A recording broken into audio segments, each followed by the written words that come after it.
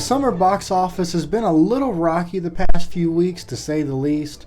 First, we had The Flash, and then Indiana Jones and the Dial of Destiny. It's been a while since we've had a good summer blockbuster, and I have to say, Mission Impossible Dead Reckoning Part 1 is great. I'm a lifelong Mission Impossible fan, and even I, after I watch each new movie, think to myself, maybe they should stop here before it goes downhill. But they always find a way to top themselves. Hayley Atwell steals the show. I thought maybe she would just be another supporting character, but no, she is the co-lead of the movie. Her chemistry with Tom Cruise is electric. I predict she will be what everyone is talking about after they talk about this movie. She gives a fantastic performance.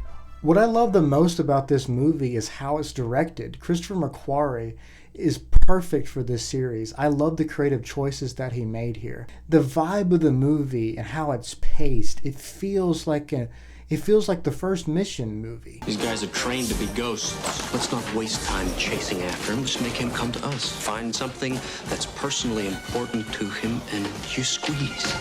It feels more like a spy espionage flick. Yes, it's full of action, but also it's like a perfect melding of the original movie and where the series is now. You need to pick a side.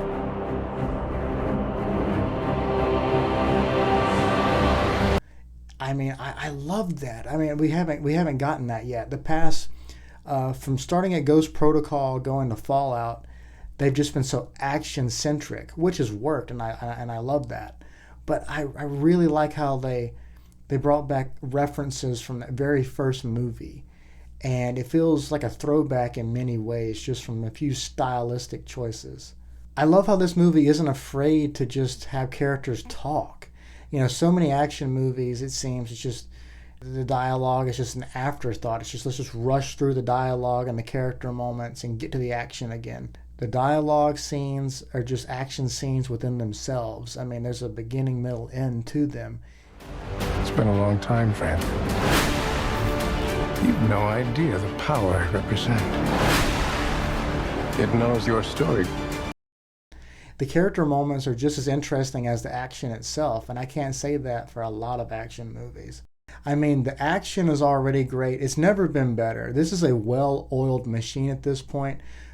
Christopher McQuarrie is the perfect director for this series, and Tom Cruise works so well with him, and it's just, the action is just beautiful to look at. So that's always going to be great. But I'm always wondering, okay, what are they going to add new to this installment? What are they going to do new this time? And Hayley Atwell is the wild card. She is the secret ingredient that makes this movie flourish. In my opinion, Dead Reckoning has a better story than the past two Mission Impossible movies. I won't go into details, but it's very timely. And I thought the main villain was very compelling. The actor does a great job in the part. I wish he was a little more developed, but I feel like we'll get more of that in part 2. It was just so nice to see a good Mission Impossible villain again, because no offense to the actor that was the villain in the last two movies, but that character didn't do much for me. Quite frankly, we haven't had a great villain since Philip Seymour Hoffman in Mission Impossible 3. And he'll always be the best. His performance is just so chilling. It's perfect. But the actor who plays the antagonist here, he does a wonderful job. He's very charismatic, and you see why Ethan and the team fear him so much. The biggest complaint I see with this series from movie to movie is that critics say that the characters, although fun to watch, are relatively flat. They don't really change. There's no real arcs. This movie changes that. I won't go into details. I don't want to spoil it. But there's great character work here. Like, not just good. I think it's great character work, and it peels back layers on these characters. We get to know more about them as people. So I was really surprised by that, because I go to these movies for the action, the stunts, and just to have a good time.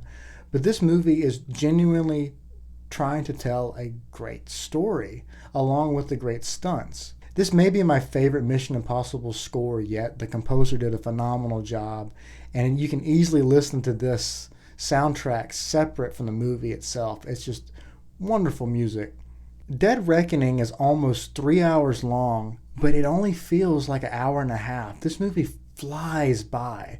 It's an adrenaline rush. I mean, this is everything you would want out of a big budget action adventure movie. This is everything I wanted out of Dial of Destiny and didn't get.